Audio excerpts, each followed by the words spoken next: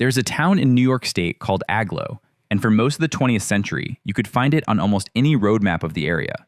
It sat at a dirt crossroads in the Catskill Mountains. It had a name printed neatly beside a small dot, and it did not exist. Nobody had ever lived there. No house was ever built there. No road sign ever pointed to it, because Agloe was never a town at all. It was a trap. Here's how it worked. In the 1930s, two men at a company called General Drafting were making a road map of New York. Their names were Otto Lindbergh and Ernest Alpers, and they had a problem that every mapmaker had at the time, which was that maps are extremely expensive to make and extremely easy to steal.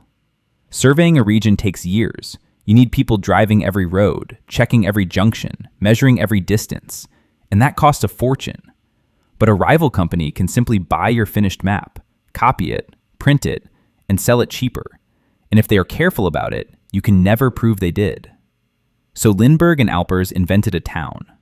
They took the initials of their own names and scrambled them into a word, Agloe, and they placed it at an empty crossroads. And then they published the map and waited.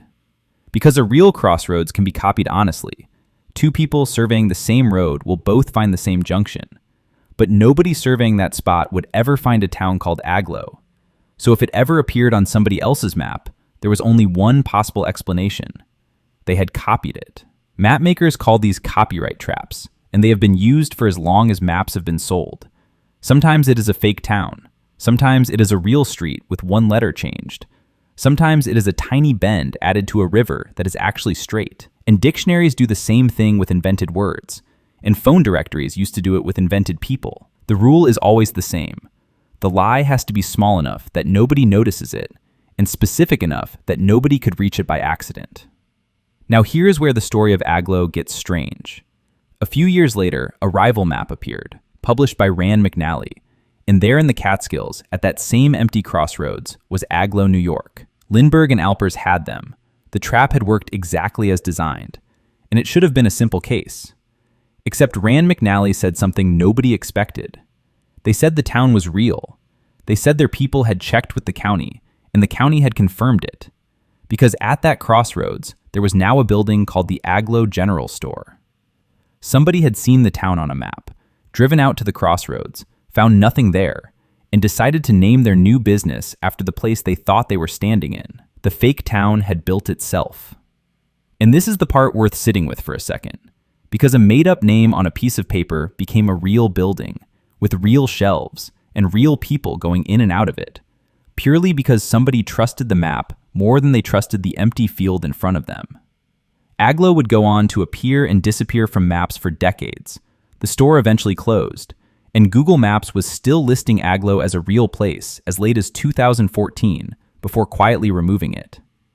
But copyright traps are the deliberate lies, and those are only half of the story, because the other half is much bigger and much stranger, and it is the lies nobody put there on purpose. For that, we go to the South Pacific.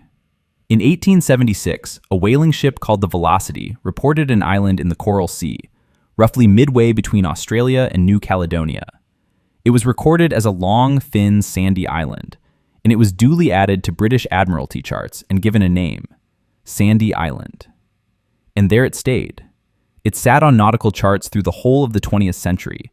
It appeared in scientific databases, and it was on Google Maps and Google Earth, drawn as a dark, shapeless blot in the middle of open ocean.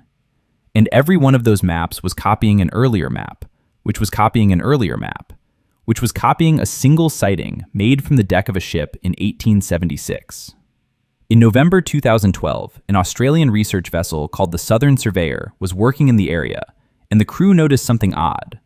Their navigation charts showed an island directly ahead, and their own depth readings showed something else entirely. So they sailed straight through it. There was no island, there was no reef, there was no sandbar. There was open water, and beneath the ship, the seafloor dropped away to more than a kilometer deep.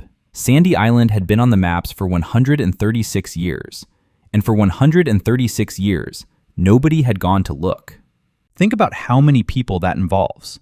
Generations of chart makers, publishers, database managers, software engineers, every one of them handling that island, none of them doubting it, because it was already there. And things that are already there feel like facts. Nobody was lying. That is what makes it unsettling. Everybody was just being reasonable. And being reasonable meant trusting the person who came before you. And once you know to look for it, you find this everywhere in the history of maps. For nearly 300 years, European maps showed a range called the Mountains of Kong, stretching right across West Africa. They came from an 18th century map by James Rennell. They were copied faithfully for generations. They shaped how outsiders imagined the whole interior of a continent. And they were only removed once Europeans actually walked through the area in the late 19th century and found flat ground. For a long time, California was drawn as an island, a huge one, floating clean off the west coast of North America. And even after explorers reported that it was very much attached, the island version kept being printed for decades, because the maps kept copying each other. There are dozens of these, phantom islands that stayed on charts for centuries, sailed for, searched for, occasionally claimed by governments, and never found. So what is actually going on here? A map feels like a photograph of the world. It feels like a direct recording of something solid. And it is not. A map is a record of what somebody believed at a particular moment, drawn by somebody who mostly could not check, and then copied by people who assumed the checking had already been done. Every map you have ever used is a chain of trust running backwards through time. And somewhere back along that chain, there is a person who guessed, or a person who invented something on purpose, or a whaler who saw a low cloud on the horizon in 1876 and wrote it down. And this did not stop when maps went digital. If anything, it accelerated. Because now the copying is instant and global. A bad entry in one database propagates into 1,000 apps before anybody notices. And there are towns that have been misplaced by an entire country. And there is the famous case of a Kansas farm that appeared to be the location of hundreds of millions of devices, purely because one company used the middle of the United States as a default coordinate when it did not know where something was. The strangest thing about Agloe is not that two men invented a town. It is what happened next. Somebody read the map, drove out to nowhere, stood at an empty crossroads, and decided that the map must be right and their own eyes must be wrong.